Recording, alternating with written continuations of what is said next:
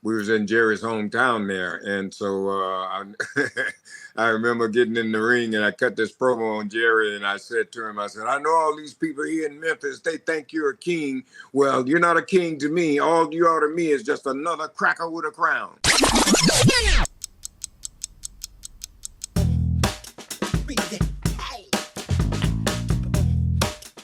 Hello, everybody, and welcome to the Wrestling Time Machine by Sportskeeda. You can find us at Sportskeeda's page on YouTube, which is Sportskeeda Wrestle Binge, and you can also find us wherever you download your favorite podcasts.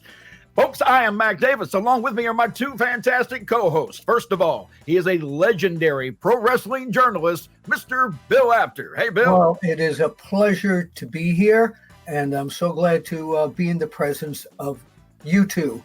Well, Great. thank you. And the other person he's talking about happens to be a WWE Hall of Famer. His name, my tag team partner for Friday's Road Trip After Hours, Mr. Teddy Long. Hey, Teddy. Hey, man. Hey. Let me say hello to both of you guys. Thank you so much, Bill, for that good introduction there, because I feel the same way about you two guys. You know, Bill, you've known me from day one, probably my whole entire career. Max known me for many, many years, too. So, you know, something put us all here together, and I think it's a blessing. So I'm just happy to be here with you guys. And Mac, I just got 3 words for you. I'm begging you. Hey, Teddy, do you still have the bow tie you wore when I first met you? No, I don't think I got that. Hey, he's one of those, I've actually asked Teddy that question before. He doesn't keep I'm acting like you're not here, but Teddy, you don't keep a lot of memorabilia over the years. You just kind of. I had a bunch of stuff, you know, and then, you know, I kind of got rid of a lot of it. You know what I mean? I used to keep it, but then I started thinking, you know, well, I've done this. You know what I mean? I've already, you know, so why if somebody wants it and you know what I mean, and they'll be happy with it, then fine. But there's some things I will keep, you know, like my Hall of Fame suit, my ring and stuff like that. I'm not going to do anything with that. If WWE Treasures were to come find you, Teddy, and say, we need some memorabilia, do you have something you can hand them, or do they currently have something of yours already? Well, they had a suit of mine. I think the suit that I wore out the first night I walked out on WWE TV with D'Lo Brown. They got that suit, but I still have some stuff. I still got a couple of suits that I wore in WCW. I still have them right now. Wow. Yeah. Well, they go, as you know, they go hunting for memorabilia that you may have or any other superstars may have given away or sold or something. I think a Teddy Long episode to find that bow tie, definitely. Well, and when you said that, that's what clicked in my head. Was like, man, that'd be a great episode of was it Lost Treasures? Is that what they call it? I believe. I was on that show. I was. They had me come on, and I was looking for they were looking for JYD's collar, and so they talked to me about that. So yeah, I'm very familiar with it. Yeah, I just think it'd be a great episode to see them come after you and actually get some memorabilia from you and make sure that you're put in there as well and represented like you ought to be. Well, I had an Andy Kaufman neck brace, as you know. Yeah. So they came. Yeah, and you actually did you give it to him? I'm trying to remember, Bill. I did. Did you? Okay, got it. I was very stupid. I should have held off and just sold it to them, but I just feel that with the relationship with them and Jerry Lawler, and that it was a piece of history, that it really belongs with them. I agree. And I think a lot of people do too. And I'm sure the reason why, Teddy, you got rid of so much stuff is because what the hell are you going to do with it? It's just going to sit in a box, collect dust, and it's going to be somebody's going to come to your house going, oh, he's just a hoarder. No, you just toss some stuff out. Yeah. You know, it's like I said, some things I get let go and some things I don't. You know, some things I think, you know, real, you know, personal to me, I keep them. All right, I want to give us a quick update on last week's show. We mentioned a possibility of Sting and Chris Jericho getting together for a match. Teddy threw out the idea of maybe that being a possibility. It came to fruition as far as them facing off in the ring inside AEW. The reason I'm bringing all this up is the way that you booked that match, Teddy. Just a few minutes ago, I checked my Twitter, and Chris Jericho liked your piece on that. So he did, on Twitter, made an acknowledgement of your piece on there for how to book it. So. Okay, well, I appreciate that. Thank you. Yeah, well, like I said, man, Chris and I, you know, we go way back too. You know, me and him have always been, you know, cool with each other. But thank you so much, Chris. And a lot of guys wouldn't, they say, well, you stole my, I ain't stole, you didn't steal, he didn't steal anything. It's an idea. If you can use it, use it. Yep. And it's cool to see that because, the guys are watching. We all know that. But to see him acknowledge that particular video from Sportskeeda and what we talked about last week was really cool. So thank you. Acknowledge him. Yeah. All right. I want to bring up Dutch Mantell. Just recently, he gave an update on Jerry Lawler's health. He says, and I'm going to quote this now, I have heard this news on Jerry Lawler, his recent stroke that he had in February that put him in the hospital and almost killed him. And he's had some more mini strokes along the way. He's much better, but still not recovering as well as they would hope. He has trouble finishing sentences. I mean, he talks well. His voice has changed somewhat. He talks, but when he gets to the end of a sentence, he starts searching for words to end the sentence, and he gets frustrated. End comment. And I thought I heard, and Bill, maybe you've heard some more update on that. Wait, I've got a scoop for us here. Okay. We're taping this at 6:00 Eastern time. Yeah. I spoke to Jerry about 4:30 today. Oh, good. Yeah. And he is recovering. What Dutch said was true. His spirits were great. Jerry and I are huge horror movie fans. And every time I get on the phone with him, I've got to do my imitation of this lady in the old Invisible Man movie that goes, she sees the Invisible Man without the bandages and she goes crazy and goes, he's got no face. So I have to do that every time I call. So the first few weeks after he had his stroke, there was no recognition of that. Today, he laughed. He said, hello, Bill. And he asked me if I saw the new Renfield movie yet. So we discussed horror movies. And he mentioned that he saw Raw this past Monday night, depending upon when this is being run, and that Logan Paul mentioned him on Monday Night Raw, and he was thrilled to hear that. But he did have a problem remembering parts of that segment, like when he mentioned LeBron James, he couldn't mention that name. Yeah. And it was hard for him to finish the sentences, but he's much better than when I talked to him about 3 weeks ago.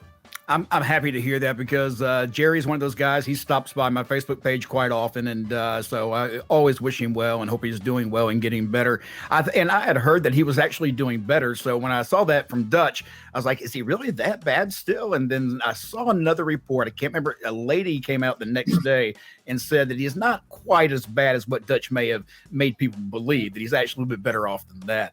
But any great memories, Teddy, Jerry Lawler, you working with him at all?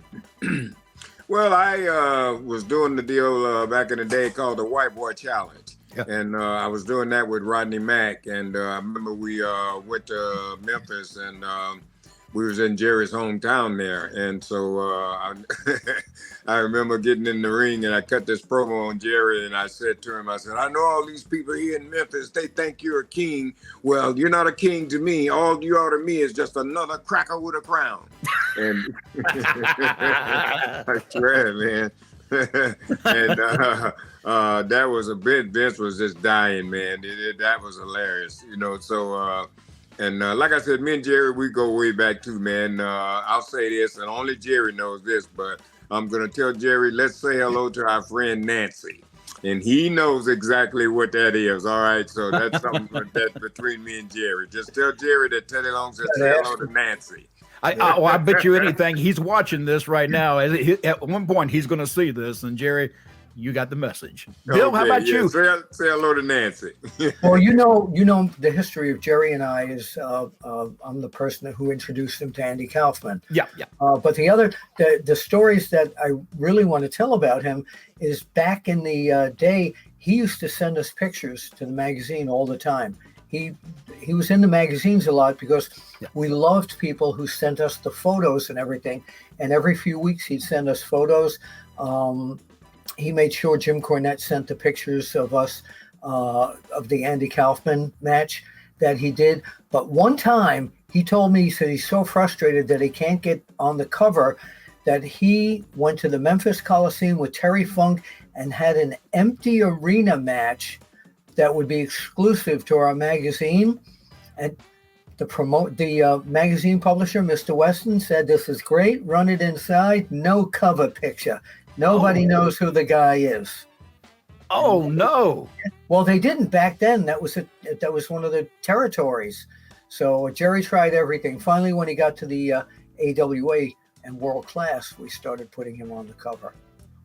Well, I didn't know he was sending you pictures. Now, was he sending pictures of himself or of the matches at where he was? Oh, the matches in Memphis that one of our photographers would be shooting down there, but mainly his matches, because he was great. He knew how to. Nobody's going to push your publicity like you're going to do. You two know Jerry really well. They expect pretty much a full recovery for Jerry. Do you see him going back into the WWE, or you think those days and times maybe have come and gone, especially with the change of ownership? Well, I don't know, man.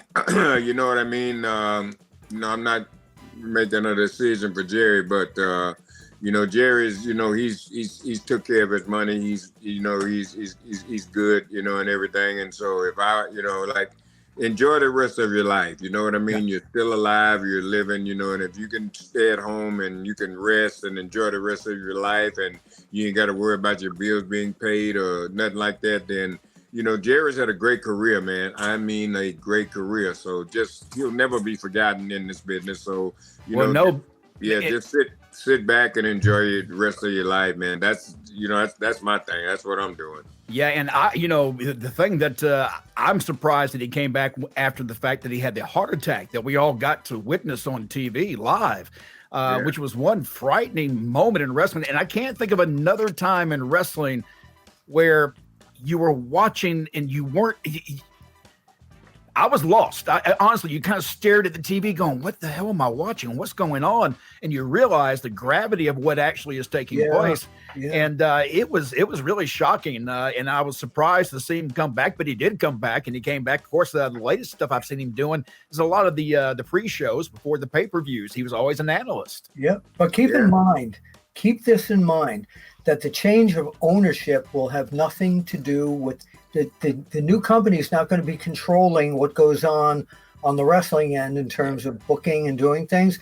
And I think when he's ready, whether it's before the acquisition or afterwards, they're going to have they'll be in Memphis, and they'll have Jerry Lawler coming back into the ring and waving to the fans, and have a Jerry Lawler